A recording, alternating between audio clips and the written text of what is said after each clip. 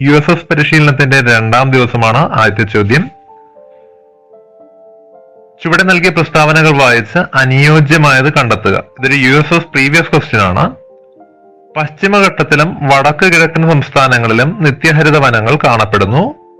അതിനോടൊപ്പം മഴയുമായിട്ട് ബന്ധപ്പെട്ട മറ്റൊരു സ്റ്റേറ്റ്മെന്റ്. അപ്പൊ ആലോചിക്കുക, ഇത് 2 ചാപ്റ്ററുകൾ കമ്പൈൻ ചെയ്തുകൊണ്ടുള്ള ഒരു ചോദ്യമാണ്.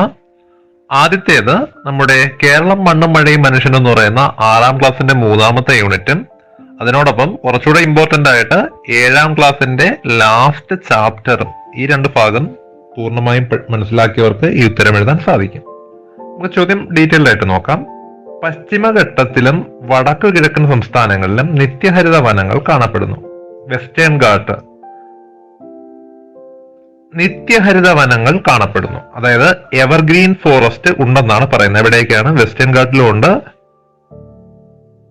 വടക്കു കിഴക്കൻ സംസ്ഥാനങ്ങളില് നോർത്ത് ഈസ്റ്റ് സ്റ്റേറ്റുകളിലും ഉണ്ട് എന്നാണ് പറയുന്നത്. അപ്പൊ ഈ സ്റ്റേറ്റ്മെന്റ് ശരിയാണ്.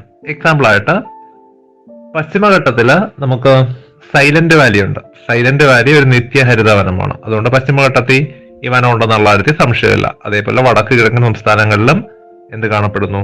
നിത്യഹരിത വനങ്ങൾ കാണപ്പെടുന്നു. ആ സ്റ്റേറ്റ്മെന്റ് ശരിയാണ്. അടുത്ത ചോദ്യം അല്ലെങ്കിൽ അടുത്ത സ്റ്റേറ്റ്മെന്റ്, തെക്ക് പടിഞ്ഞാറൻ മൺസൂൺ കാലത്ത് പശ്ചിമഘട്ടത്തിലും വടക്ക് കിഴക്കൻ സംസ്ഥാനങ്ങളിലും അതിശക്തമായ മഴ ലഭിക്കുന്നു. നമ്മൾ ഇന്ത്യയുടെ ഭൂപടം ഇങ്ങനെ ഔട്ട്ലൈൻ ഇങ്ങനെ വരയ്ക്കുന്നു. തെക്ക് പടിഞ്ഞാറൻ മൺസൂൺ, തെക്കെന്ന് പറയുന്നത് ഈ ഭാഗം, തെക്കെന്ന് പറയുന്നത് ഈ ഭാഗം, താഴ്ഭാഗം, ഇത് പടിഞ്ഞാറ് ഭാഗം. അപ്പൊ തെക്ക് പടിഞ്ഞാറൻ മൺസൂൺ എന്ന് പറയുന്നത് അറബിക്കടലിൽ നിന്ന് വീശുന്ന നീരാവി നിറഞ്ഞ കാറ്റിനെ പശ്ചിമഘട്ടം തടഞ്ഞു നിർത്തുന്നുണ്ട്. അതിനോടൊപ്പം ശക്തമായ മഴ ഇവിടെ ലഭിക്കുന്നു. അതിനോടൊപ്പം ഈ കാറ്റ് മുകളിലേക്ക് പോവുകയാണ്. അപ്പോൾ വടക്ക് കിഴക്കൻ സംസ്ഥാനങ്ങളിൽ നല്ല മഴ ലഭിക്കും. അതോടൊപ്പം നമ്മുടെ തെക്ക് പടിഞ്ഞാറൻ സംസ്ഥാനങ്ങളിലും ശക്തമായ മഴ ലഭിക്കും. ആ സ്റ്റേറ്റ്മെന്റും ശരിയാണ്. ഈ ഒരു ഭാഗം നമ്മുടെ പുസ്തകത്തിൽ എനിക്ക് തോന്നുന്നു പേജ് നമ്പർ 161 7ാം ക്ലാസ്സിന്റെ ലാസ്റ്റ് ചാപ്റ്റർ. ഇതിൽ പറയുന്നുണ്ട്, ഇന്ത്യയിൽ പ്രധാനമായും 2 മഴക്കാലങ്ങളാണുള്ളത്. ആദ്യത്തെ മഴക്കാലം എന്ന് പറയുന്നത് ജൂൺ മുതൽ സെപ്റ്റംബർ വരെയാണ്.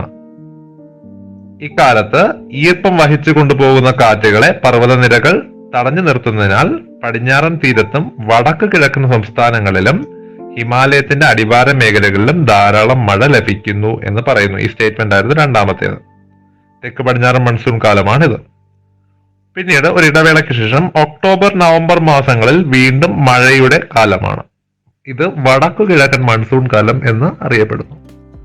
ആലോചിച്ച് നോക്കുക, ഇക്കാലത്ത് മഴ ലഭിക്കുന്നത് ഇന്ത്യയുടെ കിഴക്കൻ തീരത്തായിരിക്കും. വടക്ക് കിഴക്കൻ പറയുമ്പോഴത്തേക്കും കിഴക്കൻ തീരത്താണ് കൂടുതൽ, പ്രത്യേകിച്ചും തമിഴ്നാട്. പേരാലോചിക്കുക, കാരണം അങ്ങോട്ട് പോകുമ്പോഴത്തേക്കും തെക്ക് പടിഞ്ഞാറിന്റെ സമയത്ത് തമിഴ്നാട് ഒരു റെയിൻ ഷാഡോ ഏരിയ ഉൾപ്പെടുന്ന ഒരു പ്രദേശമാണെന്ന് വേണമെങ്കിൽ നമുക്ക് പറയാം. മഴ വളരെ കുറവാണ്. പക്ഷെ തിരിച്ച് വടക്ക് കിഴക്കൻ സംസ്ഥാനങ്ങൾ വടക്ക് കിഴക്കൻ മൺസൂൺ കാലത്ത് നല്ല ശക്തമായ മഴ ലഭിക്കുകയും ചെയ്യുന്നു. ആ കാര്യങ്ങൾ ആലോചിച്ചേക്കുക. ഇനി ഇതുമായിട്ട് ബന്ധപ്പെട്ട 1 വേർഡ് ചോദ്യങ്ങൾ. പശ്ചിമഘട്ടം കേരളത്തിൽ അറിയപ്പെടുന്നത് സഹ്യപർവ്വതം എന്നാണ്.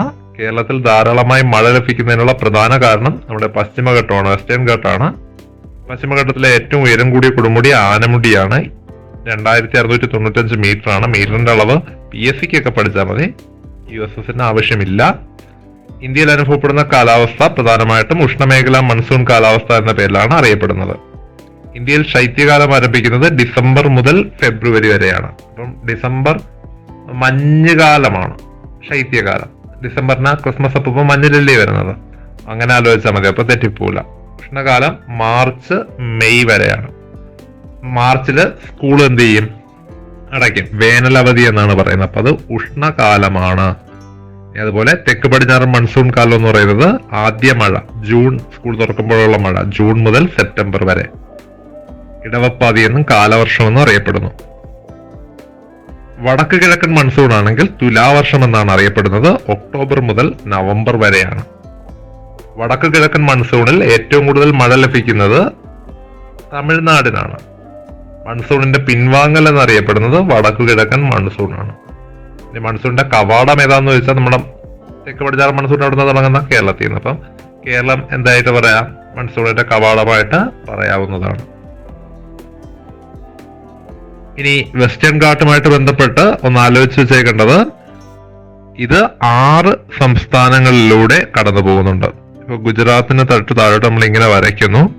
ഇവിടെ ഗുജറാത്ത്, മഹാരാഷ്ട്ര, ഗോവ, കർണാടക, കേരളം, തമിഴ്നാട് എന്നിങ്ങനെ 6 സംസ്ഥാനങ്ങളിലൂടെ കടന്നു പോകുന്ന മലനിരയാണ് വെസ്റ്റേൺ ഘാട്ട് എന്നറിയപ്പെടുന്നത്, പശ്ചിമഘട്ടം എന്ന് അറിയപ്പെടുന്നത്. അപ്പോൾ ഈ ചോദ്യങ്ങൾ ഉൾക്കൊള്ളുന്ന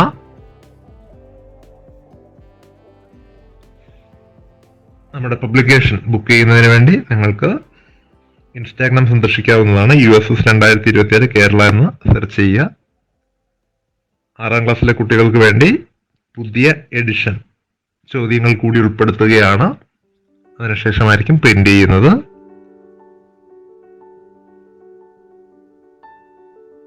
1, 3, 5, 7 ക്ലാസ്സുകളുടെ പുസ്തകങ്ങൾ മാറുന്നുണ്ട്. അപ്പോൾ അതിലെ നോട്ടുകൾ കൂടി ഉൾപ്പെടുത്തിക്കൊണ്ടായിരിക്കും നിങ്ങളുടെ കയ്യിൽ ഈ പുസ്തകം എത്തുന്നത്.